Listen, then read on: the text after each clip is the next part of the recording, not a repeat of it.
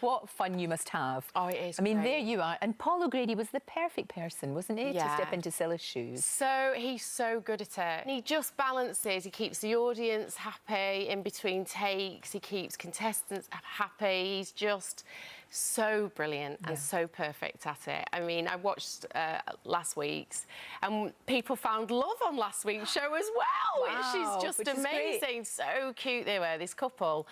They both had kids, they had a lot in common and they were really into each other, so it actually does work. And I think there's a real place for blind date. I mean, we see things like Love Island, which is the extreme, you know, but blind date really is for all the family. It is. It's for everyone, isn't it? Yeah, it's innocent, and I know we get a little bit cheeky at times. Can do. But it is really innocent and lovely. I mean, we all remember it the first time round, and it's not been changed at all. You know, the format is very much the same as it's always been.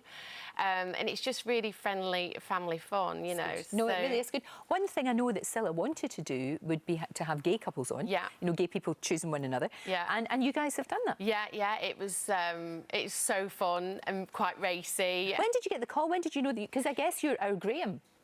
Yes, you I'm are Graham. Well, it was really weird because obviously I think Paul's name had been with it for such a long time, and I got a call on the weekend before they started filming, so it was a very last-minute call. I just think they hadn't really thought about who was going to do the voice. Right.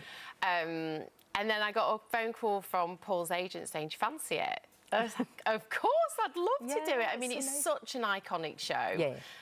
I watched it religiously because it was on for a long time. It hasn't been on for 15 years, but I was watching it in the late 90s. So I was sort of 15, 16, 17, 18 watching it. And so grew up with it? Like Very much so. And, you know, you'd get ready to go out on a Saturday night and I'd set my hair in rollers and go and watch it and paint my nails and then go and finish off and go out.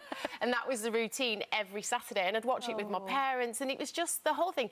You desperately want to know who they pick.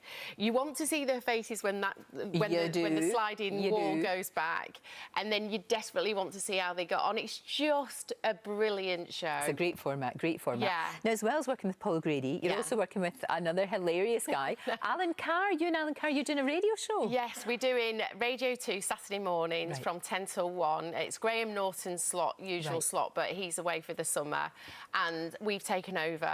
We started last week. It's going really well. I know it's only 1 week, but everybody seemed to like it. It's just hilarious fun. I mean, you can imagine working with him.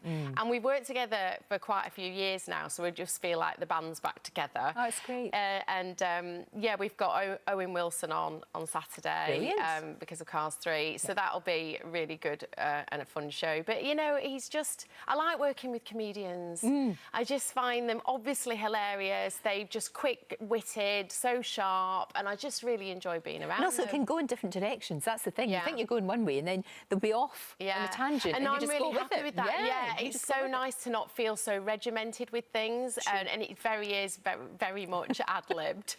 Ad-libbed is good. That's what we like. That's what we loved. It's the same with Paul. Paul's exactly like that too, isn't he? I mean, give him a script and he'll say, "Oh yeah, okay, very, very good," but he'll go off and do his own thing. Oh, and I mean the things he says to the audience about me, because obviously they can't see me, so he tells everybody that I've gone to Seed and that I'm drinking loads of beer backstage. And I mean, he tells them some terrible things about me, but it's so funny. That sounds great. It sounds great. And we'll see you on Blind Date tomorrow night on Channel 5. Yes, that's right. Excellent. Good stuff. Thank you, Melanie. It's great to see you. Thanks for having me. Very much.